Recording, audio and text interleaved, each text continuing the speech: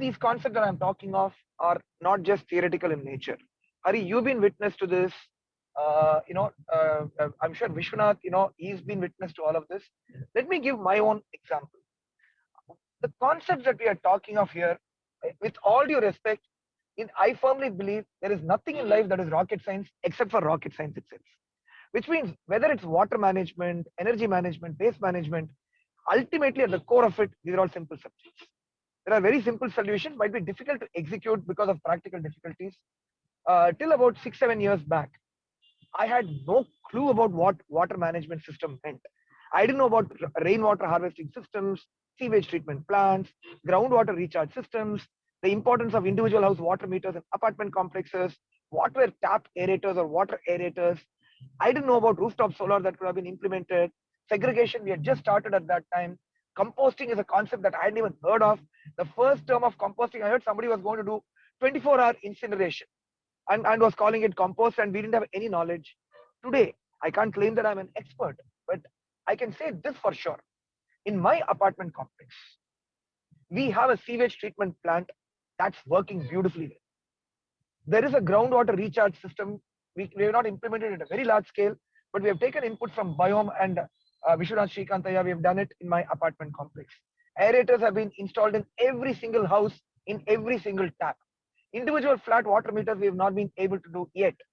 But in many apartment complexes, some of these things are done. And the point I'm making, and the relevance for the area Sabha, is when it comes to municipal governance, administration, and implementation, it has to be done at a localized level. From a government perspective, from a municipal perspective, the city is broken down into wards.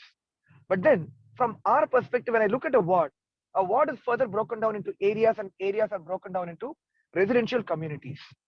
If we can implement a lot of measures that are relevant for the city and which are relevant from a sustainability perspective, through Bangalore Apartment Federation, I think we were pushing for some policy changes also, but we didn't wait for any policy changes to happen.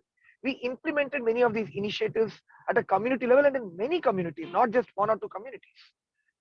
If that can happen at the apartment complex level, why can't it happen at a layout level and in many other individual communities? So and for that to happen, the reason why this was successful, at least from an apartment's perspective, is we have a managing committee in every apartment complex, which actually works on issues, which has a budget. And the same thing can actually be replicated through a municipal governance perspective. And that's exactly what I'm looking to implement, even if even with just 1 ward. Whichever ward we win, for example, I would like to constitute those area sabhas and replicate these same things. Decentralize at the community level. Make people aware of what all things they can do. Give them the tools to implement it. Give them the knowledge to implement it. Every single residential community has at least a few people who are very interested, who are very committed, who are passionate about doing these things. The trick is just to find these people. Once you have found them, you give them the tools, you give them the knowledge, you give them the wherewithal to go about doing this, and you give them the funds.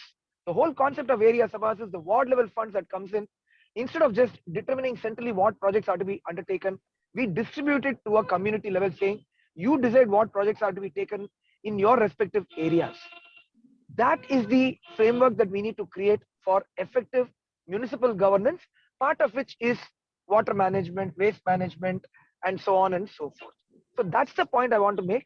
We always tend to think of government as being centralized, policy, etc., which is true for the central and the state governments for sure to a significant extent. But when it comes to municipal governance, the trick or the solution lies in decentralization, which is what our constitution talks of, which is what our acts talk about. Practically, it's implementable. I can say with certainty that I've seen it work in apartment complexes beautifully well. If it can work in apartment complexes, there is no reason why it cannot work in individual layouts, whichever system we talk of. And none of this I can say with 100% confidence is rocket science, because I started from a position where I had zero knowledge about these things. But with the help of experts, I learned things over a period of time. I didn't need to become an expert myself to implement these systems. But if I knew who to contact, basic knowledge of that, and if I knew what tools were to be used, we were able to implement it in quite a few places.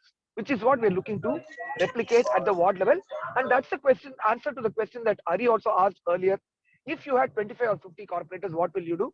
This is what we would like to do. Constitute area sabhas, decentralize, get at least a few citizens involved from different communities, talk to them about these initiatives, how we can work things together, give them the budget. Every ward gets a budget, distribute that budget to individual communities, get them to implement things. This is a solution that, I don't know, some people might think that it's a very grand vision that might not work, but with the limited experience that I have, it has worked in small pockets. It just needs political will